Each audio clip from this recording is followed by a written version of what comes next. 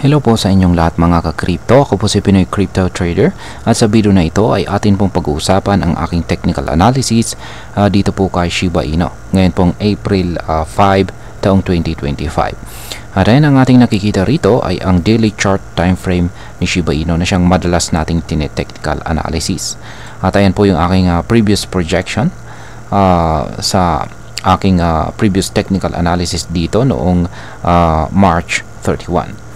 At ayan, isa po sa aking projections dito ay nasabi ko na magpapatuloy pong mag-consolidate dito ang presyo ni Shiba Inu. At sa ngayon is nananatiling ganyan pa rin po yung aking mga projections dito kay SHIB. Kasi mapapansin po natin dito na nanghina yung kanyang volatility. Yan, makikita po natin dito kung nanghihina po ang volatility. Sa mga hindi po nakakaalam, kung pag sinabi po nating volatility ay yung kung gaano po kalakas. Yan, ito po yung sukatan kung gaano po kalakas yung price movement ng isang cryptocurrency. At dito po kay Shiba Inu ay sa kasalukuyan ay ipinapakita po natin ng ating mga indicators dito na mahina ang volatility ni Shiba Inu.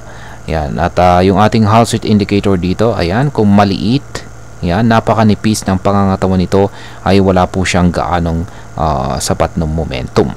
Ayan, at kung walang gaanong sapat na momentum, ibig sabihin is mababa or mahina ang volatility. At ganoon din po yung ating mga QQE mod indicator dito sa ibaba.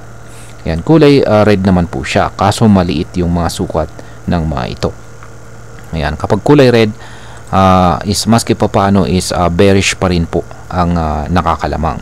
Yan, bearish or yung mga sellers pa rin ang nakakalamang dito sa market ni Shiba Inu. Kaso is maski lamang po ang mga bears pero wala po silang gaanong sapat na puwersa. Kaya kapag ganyan po yung kalagayan ng market ni SHIB, wala po itong kakayahan na magbasag ng resistance. Ayan, resistance, kaya madalas is nagkakaroon ito ng rejection or nauuntog ito at nagsa-sideways na lang. Kaya sa tingin ko is malabo po or mababa po yung tsansa na mababasag ni SHIB yung ating minor resistance dito sa 40 digits 1246. Yan, napakababa po ng tsansa na mabasag niya ito. At ito lamang po ay patuloy na mauuntog at magko-consolidate ang presyo ni SHIB dito. Yan, pero kung sakali man na mabasag niya ito, yan, kasi hindi po garantisado na ganyan ang mangyayari kasi may mga balita. Yan po yung bilang isang technical analysis ay yan po yung hindi natin makikita. Yan yung mga balita na biglang lumalabas. Yan, kasi malay natin baka biglang may magandang balita na inilabas itong si Ginoong Satoshi Kusama. Yan, siya po ang lead developer ng Shiba Inu ecosystem. Yan, malay natin biglang meron po siyang inilabas na balita na siyang maaring magdulot ng positibong epekto sa presyo ni SHIB, bigla siyang aangat. Ayan. Kaya ayan, kung aangat po siya, is possible po na akyatin niya yung sunod na minor resistance natin dito sa 40 digits 1296.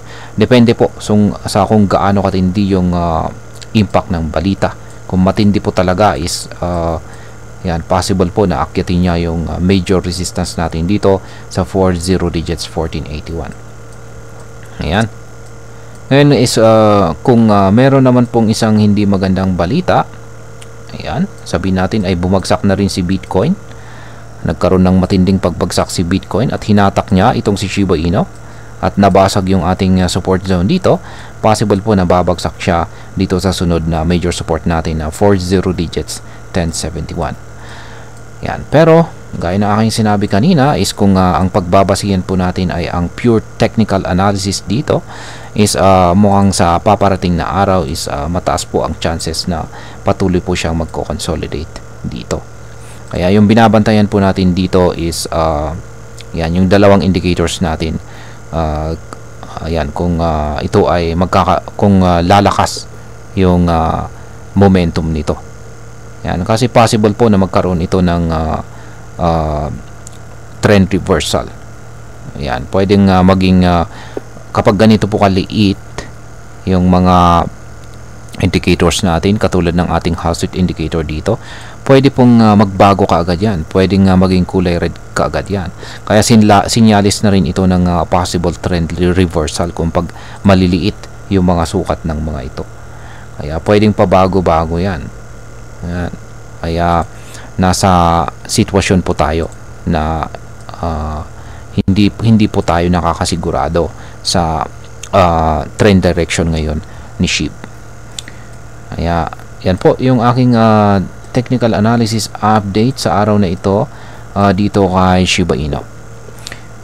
At ayun, hanggang dito na lamang po tayo sa video na ito mga ka-crypto. Marami pong salamat sa panonood. Ingat po tayo lagi at God bless po sa ating lahat.